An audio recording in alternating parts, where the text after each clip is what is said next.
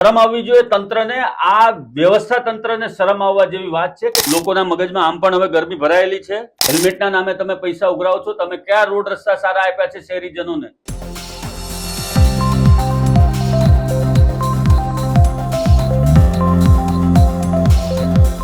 નમસ્કાર, હું છું વિક્રમ વકીલ અને આપ જોઈ રહ્યા છો હોટલાઇન ન્યૂઝ.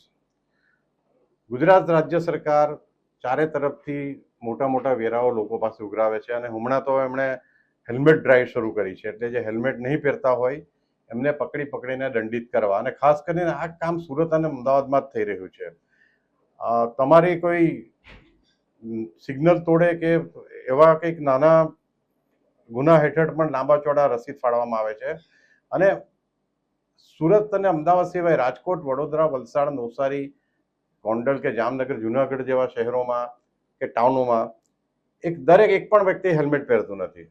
હું હમણાં સૌરાષ્ટ્રની પ્રવાસે જઈને આવ્યો અને મેં જોયું કે ત્યાં બધા જ હેલ્મેટ વગર જાય છે. રાજકોટના તો ચાર રસ્તે કોઈ જગ્યાએ સિગ્નલ પણ નથી હોતા, કોઈ પોલીસ પણ નથી દેખાતી અને બધું સ્મૂથલી ચાલતું હોય છે. તો આપણને એક સવાલ એ થાય છે કે સરકાર આટલા બધા પૈસા ઉઘરાવે છે, પણ એની સામે ખાડાઓ તમે જુઓ, રસ્તાની બેઢંગી હાલત જુઓ, ચારે તરફ જે એન્ક્રોચમેન્ટ થયા છે એ જુઓ. અને બીજી સૌથી અગત્યની વાત એ છે કે શું સુરત અને અમદાવાદ જ ગુજરાતની હદની અંદર છે, અથવા તો સુરત અને અમદાવાદને ગુજરાતની બહારના છે કે એના અલગ કાયદા લાગુ પડે છે? આ બાબત પર આજે આપણી સાથે ચર્ચા કરશે જાણીતા પત્રકાર કિરીટભાઈ ત્રિવેદી. કિરીટભાઈ, આપનું સ્વાગત છે. જી નમસ્કાર. કિરીટભાઈ, આજે છેલ્લા 15 દિવસથી આપણે ત્યાં હેલ્મેટનું આખું જે ચાલુ છે, આપણે સારી વાત છે કે ભાઈ કાયદાનું પાલન થવું જોઈએ, હેલ્મેટ દરેક જણે પહેરવી જોઈએ, પણ કાયદો ગુજરાતના દરેક નાગરિક માટે સરખો હોવો જોઈએ. અને બીજી વાત એ છે કે જ્યારે નાગરિકો આટલા બધા પૈસા સરકારને આપે છે, આરટીઓ ટેક્સથી માંડીને બીજા ટેક્સીસ તરીકે પણ, ત્યારે રસ્તાઓની તમે હાલત જુઓ કે બીજા જે પ્રોવિઝન હોવા જોઈએ, જે સગવડતા હોવી જોઈએ, એ જરાય દેખાતી નથી. જી વિક્રમભાઈ, હું સૌથી પહેલા એક આપણું 2500 વર્ષ પહેલાનું એક ઉદાહરણ આપીશ. મહામત્ય ચાણક્યએ જે મગજના સમ્રાટ ધનાનંદને ઉખેડીને ફેંકી દીધો હતો, એને સત્તા ભ્રષ્ટ કર્યો હતો, પદ ભ્રષ્ટ કર્યો હતો. આ સરકાર પણ એ જ પગલે જઈ રહી છે. ધનાનંદનું કામ શું હતું? અલગ અલગ પ્રકારના વેરાઓ પ્રજા પાસેથી ઉઘરાવવા અને એનું શોષણ કરવું, પ્રજાનું શોષણ કરવું, અને રાજની નહીં પોતાની તિજોરી ભરવી અથવા રાજની તિજોરી ભરવી. એમાંથી પ્રજાને કંઈ જ મળતું નહોતું. ત્યારે મહામત્ય ચાણક્યએ અર્થશાસ્ત્રના સિદ્ધાંતોમાં બતાવ્યું કે પ્રજા પાસેથી કેવી રીતે કર લેવો. તો એણે લખ્યું કે મધમાખી અને ભ્રમર જે રીતે ફૂલમાંથી રસ ચૂસે છે, એ રીતે પ્રજા પાસેથી તમારે ટેક્સ લેવો જોઈએ. 1960માં પ્રોફેસર ફેલનર નામના એક અર્થશાસ્ત્રીએ ઇંગ્લેન્ડના, એણે ભારતીય કર માળખાને તૈયાર કરીને આપ્યું આપણને, અને આપણે એના ઉપર ઓલમોસ્ટ હું તમને કહું વિક્રમભાઈ, તો લગભગ 60-65 વર્ષ સુધી એ કરવેરાના કાયદાઓ ઉપર અલગ અલગ તબક્કે એમાં એમેન્ડમેન્ટ કરી અને ચલાવતા રહ્યા, પ્રજા ઉપર બોજ નાખતા રહ્યા અલગ અલગ પ્રકારનો. ક્યારેક બજેટની અંદર ટીડીએસ આવી જાય છે, ક્યારેક જીએસટી આવી જાય છે, પહેલા સેલ ટેક્સ હતો, પછી સર્વિસ ટેક્સ આવ્યો એમાં. એટલે આ પ્રમાણે પ્રજા ઉપર સતત ભારણ નાખવાનું.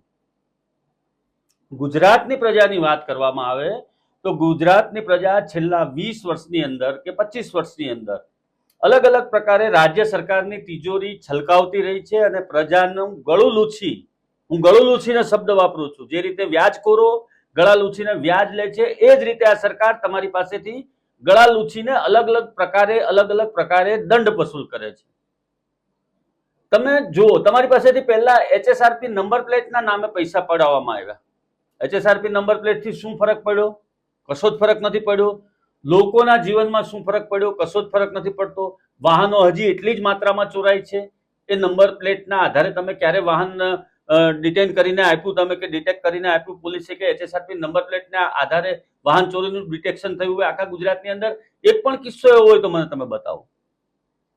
ત્યાંથી આગળ વધ્યા તો તમે આ હાઈવે ઉપર જે પેલા ફાસ્ટેગના નિયમો લાવ્યા, ફાસ્ટેગમાં પણ લોકો ઉલ્લુ બન્યા. એમાં પણ લોકોએ 500 રૂપિયા ડિપોઝિટ કરવાની બેંકોમાં, 1000 રૂપિયા તમારો બેલેન્સ રહેવું જોઈએ. ખોટો પૈસો જ તમારો વેસ્ટ જાય છે, તમારો રૂપિયો ઇન્વેસ્ટ થાય છે. અને ત્યાંથી આગળ વધીને હવે આ હેલ્મેટનું ગતકડું રાજ્ય સરકાર લાવી છે. રાજ્ય સરકારે ચોખ્ખા શબ્દમાં સમજી લેવાની જરૂર છે અત્યારે કે આ મૂર્ખ પ્રજાને આ રીતે લૂંટતા રહેશો તો લાંબો સમય તમારો આ ખેલ ચાલવાનો નથી. શહેરોની અંદર બિચારો સામાન્ય માણસ સવારથી સાંજ સુધી મજૂરી કરે, કે કોઈ પણ નોકરી ધંધો કે વ્યવસાય કરે તો 500 થી 1000 રૂપિયા કમાતો હોય છે, ત્યારે તમે એને 500 રૂપિયા કે 1000 રૂપિયા હેલ્મેટના નામે દંડ ફટકારી દો છો. શરમ આવવી જોઈએ તંત્રને. આ વ્યવસ્થા તંત્રને શરમ આવવા જેવી વાત છે કે કોઈ હેલ્મેટ એટલી બધી સખતાઈથી તમે અમલ કરો છો. તમે શું પ્રજાને એની સામે સવલત આપો છો? મેટ્રોના નામે, બીઆરટીએસના નામે, ડ્રેનેજ લાઇનના નામે, વાયરિંગના નામે, ડીજીવીસીએલના નામે, ગેસ કંપનીઓના ખોદકામને નામે તમામ પ્રકારના ખોદકામો રોડ પર ચાલી રહ્યા છે. શહેરની અંદર એક પણ રસ્તો સારો રસ્તો નથી કે તમે 1 કિલોમીટર તમને સીધો રસ્તો મળે. ફ્લાયઓવર બ્રિજને બાદ કરતા શહેરનો 1 પણ કિલોમીટરનો રસ્તો ખોદકામ વગરનો નથી. કશે ડ્રેનેજ ઉભરાઈ રહી છે, કશે આ છે, કશે તે છે. તમે રોડ રસ્તા સારા નથી આપી શકતા પ્રજાને, અને રોડ પર નીકળવાના તમે દંડ વસૂલ કરો છો. આ અન્યાય છે પ્રજાને માટે. અને પ્રજા ઉપર તમે જે પ્રકારે અન્યાય કરો છો અને જે પ્રકારે આ લૂંટફાટ ચલાવી રહ્યા છો, હું તો લૂંટફાટ શબ્દ જ વાપરીશ કે તંત્ર લૂંટફાટ ચલાવી રહ્યું છે અને એની તિજોરી ભરી રહ્યા છે આ લોકો. રોજના કરોડો રૂપિયાના દંડ વસૂલ કર્યા પછી તમે એ પ્રજાને શું સવલત આપો છો? શૂન્ય સવલત આપો છો તમે, અને લોકો પાસેથી દંડ વસૂલો છો. આ ખોટી રીત છે. આ પ્રથા બંધ થવી જોઈએ. અને પોલીસ તંત્રએ તો ખાસ સમજી જવાની જરૂર છે. એમને હેલ્મેટ વગરનો માણસ દેખાય છે રોડ ઉપર, પરંતુ દારૂના અડ્ડા ક્યાં ચાલે છે ખબર નથી પડતી. દારૂ પીધેલો માણસ એમને દેખાય છે, પરંતુ એ ક્યાંથી દારૂ લાવીને પીધો એના સુધી પોલીસ નથી પહોંચતી. તો આ શું સાબિત કરે છે? હું તો કહું છું કે આ મામલે શહેરના જાગૃત નાગરિકોએ અથવા તો કોંગ્રેસ કે આમ આદમી પાર્ટીએ હાઈકોર્ટમાં પિટિશન દાખલ કરવી જોઈએ. આ શહેરીજનોને કે આ રાજ્યના લોકોને સારા રોડ રસ્તા મળવા જોઈએ, અને આ જે દંડના નામે લૂંટફાટ થાય છે એ પણ બંધ થવી જોઈએ. હેલ્મેટ પહેરાવો, ચોક્કસ પહેરાવો, પણ તમે એવું કેમ નથી આયોજન કરતા કે હેલ્મેટ વગર કોઈ વ્યક્તિ પકડાય તો એને ત્યાં જ નજીકમાં 500 રૂપિયાની હેલ્મેટ અપાવી દો. ભાઈ તું આ વેપારીને 500 રૂપિયા આપી દે, તું આ હેલ્મેટ લઈને પહેર અને હવે રેગ્યુલર પહેરજે, અને બીજી વખત પકડાઈશ તો પછી વધારે દંડ થશે. આવું કોઈ વ્યવસ્થા કેમ નથી કરતા? તો હેલ્મેટ પણ લોકો સુધી પહોંચી જશે, એની ખોટી લૂંટફાટ નહીં થાય, હેલ્મેટ વેચાણના નામે જે નફાખોરી થાય છે એ પણ નહીં થાય, અને પ્રજા દંડમાંથી બચી જશે. અને એને દંડ ભરવા કરતા એક વખત પોતાનું હેલ્મેટ દંડના નામે ખરીદી લેવામાં એને કોઈ પ્રોબ્લેમ નહીં આવે. તો વિક્રમભાઈ, હું ચોક્કસપણે માનું છું કે આ જે પ્રથા છે એ બંધ થવી જોઈએ વહેલી તકે, અને લોકોએ આના મામલે રસ્તા ઉપર ઉતરવાની જરૂર છે. આ તમારા ગળા લૂછીને જે સરકાર ઉઘરાણા કરે છે એ બંધ થવું જોઈએ. જી કિરીટભાઈ, અને આપણે જોઈ રહ્યા છીએ કે આજકાલ લોકોનો ગુસ્સો પણ ઘણો છે સરકાર સામે. એક ઉદાહરણ આપો તો જે ભાજપનો ગઢ ગણાય છે એવા વિસ્તારના સોસાયટીઓમાં જે પોતાનો ગ્રુપ હોય છે, દરેક સોસાયટી કે એપાર્ટમેન્ટનું, એ સોસાયટી એપાર્ટમેન્ટના ગ્રુપમાં એવા મેસેજો ફ્રિકવન્ટલી ફોરવર્ડ થઈ રહ્યા છે કે ભાઈ આ સરકારને આપણે ચૂંટીને મોકલી છે તો એના પ્રતિનિધિઓ પાસે રજૂઆત કરો કે હેલ્મેટે નામે થતા ઉઘરાણા બંધ થાય, અને હેલ્મેટ પહેર્યા પછી અકસ્માતમાં કેટલા ઘટાડો થયો છે એના આંકડા પણ સરકારે સતત જાહેર કરવા જોઈએ. અને ભાજપથી લોકો નારાજ થઈ રહ્યા છે. કદાચ ભાજપ એવું માને છે કે અમને અમરપટ્ટો લખાઈને આવ્યા છે કે મતદારો ક્યાં જવાના હતા, અમને હિન્દુત્વના નામે હંમેશા મત મળતા રહેશે, પણ એવું થવાનું નથી. જેમ જેમ કોંગ્રેસની એક જેવી અધોગતિ ચાલુ થઈ, વર્ષો સુધી કોંગ્રેસ પાછી બેઠી થઈ શકી નથી. ભાજપે એવા મદમાં રહેવાની પણ જરૂર નથી કે અમે પ્રજાને ગમે રીતે ટ્રીટ કરશું અને પ્રજા સતત અમને મત આપતી રહેશે. તમને કિરીટભાઈ કહું તો આજે આપણે અગાઉ પણ મેં હમણાં કહ્યું તેમ કે આ ભેદભાવ ફક્ત સુરત અને અમદાવાદ માટે શા માટે? કેમ બીજા શહેરોના લોકોને નથી એમના માટે આ કાયદાનો અમલ થતો? એનું કારણ કદાચ એ હોઈ શકે સુરત અને અમદાવાદના લોકો પોચટ છે એવું માની લેતા હોય આ લોકો, કે એ લોકો અવાજ નહીં ઉઠાવશે એવું માની લેતા હોય. મને તો એવું લાગે છે કે રાજ્ય સરકાર એવું માની રહી છે કે સુરત અને અમદાવાદમાં જ સામાન્ય માનવીઓ વસવાટ કરે છે, અને એમના માથા હાડ માંસથી બનેલા છે, અને હાડકાની ખોપરીઓ છે. એનું મગજ જે છે એ હાડકાની ખોપરીની વચ્ચે સમાયેલું છે. બાકી રાજકોટ, નવસારી, બરોડા, આ બધા જ સેન્ટરોની અંદર, મહેસાણા કે ઉત્તર ગુજરાતના કોઈ પણ સેન્ટર લઈ લો કે દક્ષિણ ગુજરાતના અન્ય સેન્ટર લઈ લો, ત્યાં બધાને સ્ટીલના માથા છે. એટલે એ લોકો અફડાશે, વાહન અકસ્માત થશે તો પણ એમને માથામાં ઈજા નહીં થાય ને એમનો જીવ નહીં જાય. પરંતુ સુરત અને અમદાવાદ, ત્યાંના લોકોના ખિસ્સામાં ગરમી પણ વધારે છે, એટલે ગરમી પણ થોડીક ઓછી કરવી જોઈએ એવું કદાચ સરકાર માનતી હોય. પરંતુ હેલ્મેટના નામે વિક્રમભાઈ તમે બહુ સરસ વાત કરી કે પ્રજા તમારી બધી જ પ્રમાણની કાર્યવાહીની નોંધ લેતી હોય છે, પ્રજા મગજમાં યાદ રાખતી હોય છે. અને હું તો એટલે સુધી કહીશ વિક્રમભાઈ કે આ પ્રજા કોઈ પણને ઉથલાવવા માટે સક્ષમ છે, માત્ર એને જાગૃત થવાની જરૂર છે. એમનો આત્મા એક વખત જાગશે તો ભલભલા શાસકોને ઊભી પૂછડીએ ભગાવશે. અને આ અધિકારીઓનું જે બેહુદું વર્તન છે, પોલીસ અધિકારીઓ હોય કે રાજ્યના અન્ય અધિકારીઓ હોય, આરટીઓની અંદર તમે જાઓ, ખુલ્લેઆમ ભ્રષ્ટાચાર ચાલે છે. વાહન નોંધણીથી માંડી, પસંદગીના નંબર લેવાથી માંડી, અને કોઈ પણ નાનું મોટું તમારું આરટીઓનું કામ હોય ત્યાં બેસેલો કર્મચારી એજન્ટ વગર કે પૈસા વગર કામ નથી કરતો. કલેક્ટર કચેરીમાં જાઓ, સરકારની કરોડો રૂપિયાની જમીનો ઉપર તમારી જમીન, સરકારની જમીન, આર્મીની જમીનો ઉપર એન્ક્રોચમેન્ટ છે, ત્યાં તમે કબજો નથી લઈ શકતા, ત્યાં તમે જઈ નથી શકતા, ત્યાં તમને કશે ને કશે તમારી પાર્ટીના લોકોનું હિત આડે આવે છે, અથવા તો એ માથાભારે તત્વોથી તમે લોકો ગભરાવ છો.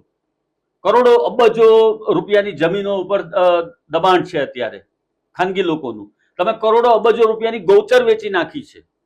ગામડાઓની ગૌચરની જમીનો તમે બિલ્ડરોને ને મોટી મોટી કંપનીઓને, પેઢીઓને પધરાવી દીધી છે.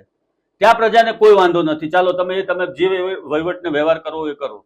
મહાનગરપાલિકાને, સુરત મહાનગરપાલિકાની રિઝર્વેશનમાં લીધેલી જમીનો હેતુફેર કરીને બિલ્ડરોને વેચી દીધી છે, તમે હરાજી કરીને. લોકો નથી જાણતા. તમે એક સામાન્ય જાહેર નોટિસના નામે આપી અને તમારા ભાજપના મળતિયા બિલ્ડરોને એ મોકાની જગ્યાઓ પધરાવી દો છો.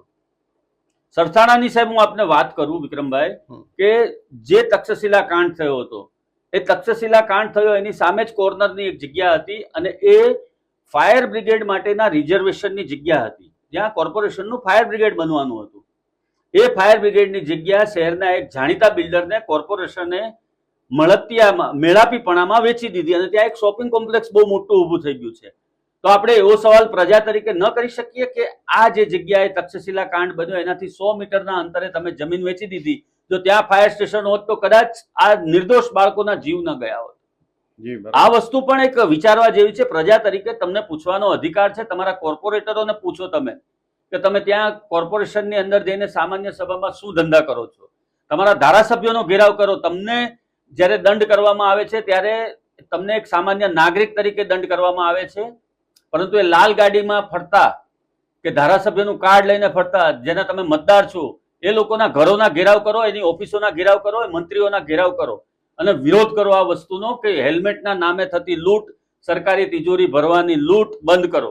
સરકારી તિજોરી ભરવા ઉપરાંત જેટલું હેલ્મેટનું કલેક્શન આવે છે, હેલ્મેટ નહીં પહેરવાનું, એનાથી વધારે, કદાચ હું કહું તો ડબલ આંકડો પોલીસના ખિસ્સામાં ભ્રષ્ટાચારના રૂપે જાય છે. 500 રૂપિયાની પાવતીની જગ્યાએ લોકો 200 રૂપિયા લઈને વાહન ચાલકને જવા દે છે.